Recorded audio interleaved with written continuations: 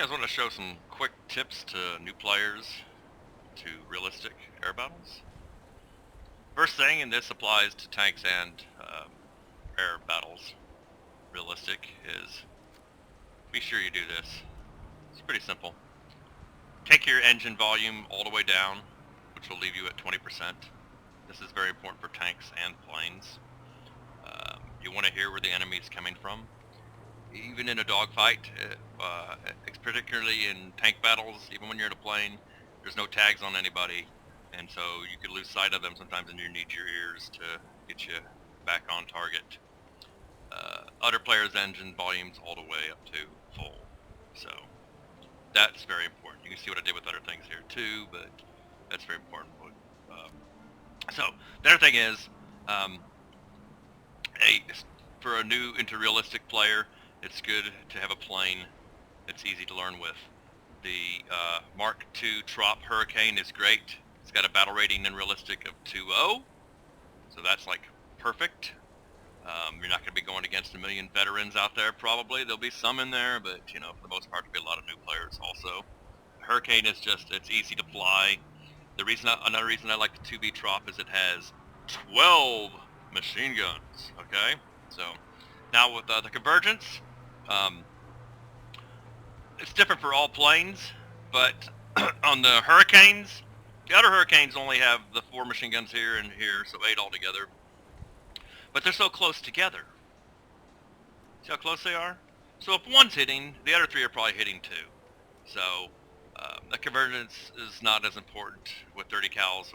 Normally with 30 cals like on Spitfires, I set it at like 400 convergence because, you know, the range of a 30 cal, far away they don't do much damage anyways, and you need several of them to hit or they're just really not going to do much. So now this one has 12, so I have the convergence set at 600 in this case. I found this really, really well with the Hurricane. So you can also go into a mission maker. You can play around with the mission editor right here, and you can Google and find out how to use mission editor somewhere else. The main reason I don't like using the mission editor is the planes are going to be shooting back at you, which, no, I do use the mission editor to practice too, I do, but this is for brand new players.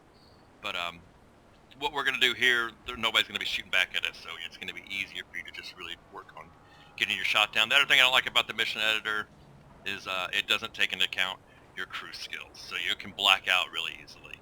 Now if you're a new player, maybe you don't have any crew skills to speak of to begin with anyways, and so the mission editor might be for you, but some friends that I have, real life friends, that I tried to get them to look with the mission editor, they were really struggling with it, so this is going to be a lot easier.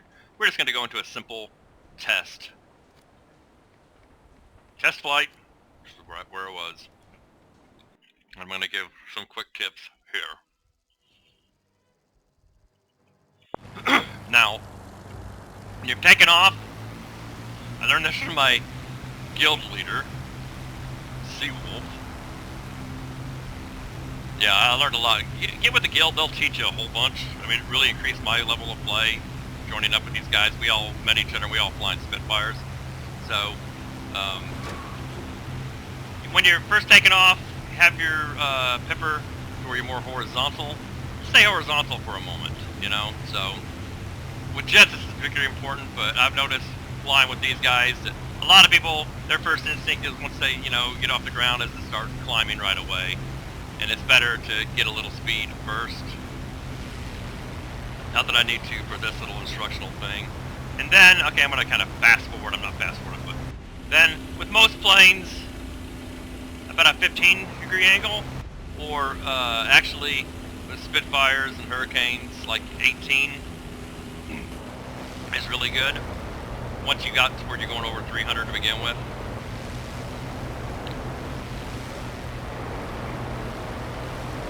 Now, when you do test flight, there's always going to be, we're going to be shooting down friendlies the whole time. There'll be plenty of ground targets, and there'll be some planes. Now, the British ones are the best. They got like the most ground targets to shoot at. They've got 4 bombers and 2 Spitfires.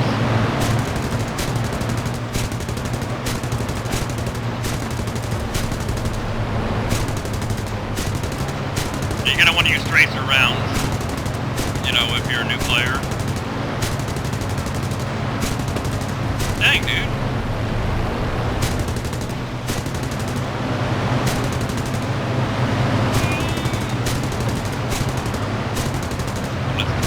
I'm not doing so great right here. And you got two Spitfires you can shoot down also. Where are they? There's the Spits. There's the Spitfires. But I'm not going to focus on that so much. One thing I want to tell you is, let's say you're climbing at like 15 degrees. You know, at the beginning of the game, you're trying to get to altitude.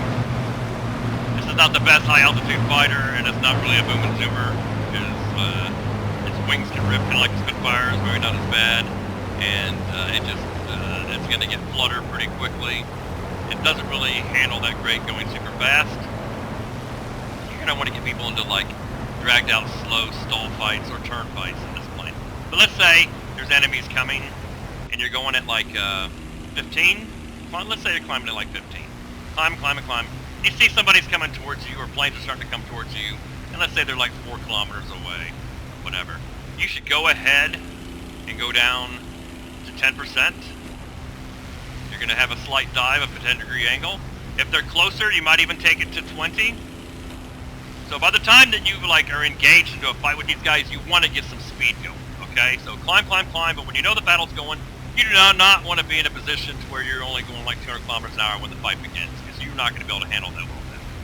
So right before you get into a fight, begin a slight dive and get your dang airspeed up. You know, I want to be going like in a Hurricane, probably like 400 kilometers an hour by the time I get into the engagement. Now, there's not any enemy planes out here to show you this right now, but let's say somebody's coming right at me for a head-on. I hate head-ons, especially in the early stages, early games. A lot of the people that are newer players, that's all, they don't really know all the dogfighting stuff, and they're going to go head-on, head-on, head-on, head-on. So with the head-on guy, go with the guy at first. Once you get to it like within a kilometer, or you see his tracers or whatever, this is going to take practice, so don't take everything I say, specifically, exactly. What you're going to do, let's say the guy's coming right at me. What I'm going to do, he's coming right at me. Now, I'm going to start banking. And as he's shooting, as he comes at me, I'm finally going to do a barrel roll and get back up on his ass. Okay, so I guess that would have to be a totally separate video to explain that. But how to avoid head-ons, that's another thing altogether. See all the ground targets we got down here to shoot at? Look at this. Those guys are moving. They're about to stop. We got lots of targets. We got, trucks right here. You can practice just shooting at ground targets. Oh god. Looks like I need practice, huh? There's just all kinds of things you can shoot at down here.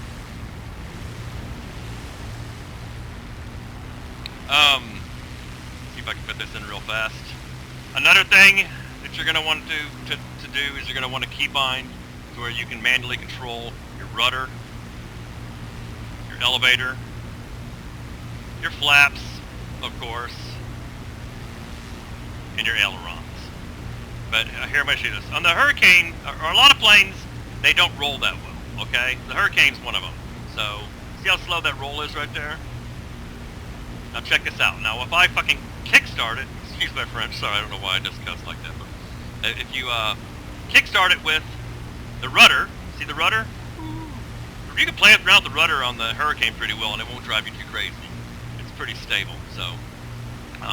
But watch how much quicker I'll be able to roll using my rudder. See, I'm going to go roll with the rudder. It just flips me right around. Okay, so if you're like in a particularly a slow rolling plane, use your rudder to kickstart it. So, that's that tip.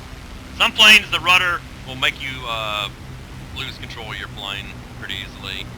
So it's different planes, play around with them, but I do abuse my rudder like crazy. A lot of people in realistic, probably most players don't even mess with the rudder that much. In some planes, yeah, you'll get yourself into a spin doing it, So, but yeah, I would say practice learning how to use that rudder. It's going to help you when somebody's on your tail too.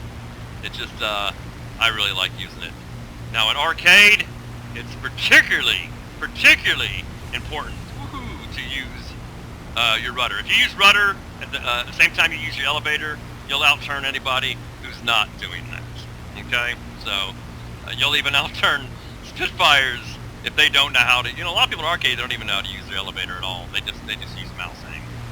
So, anyways, I hope that some of these tips help new players going into realistic. Have a great day.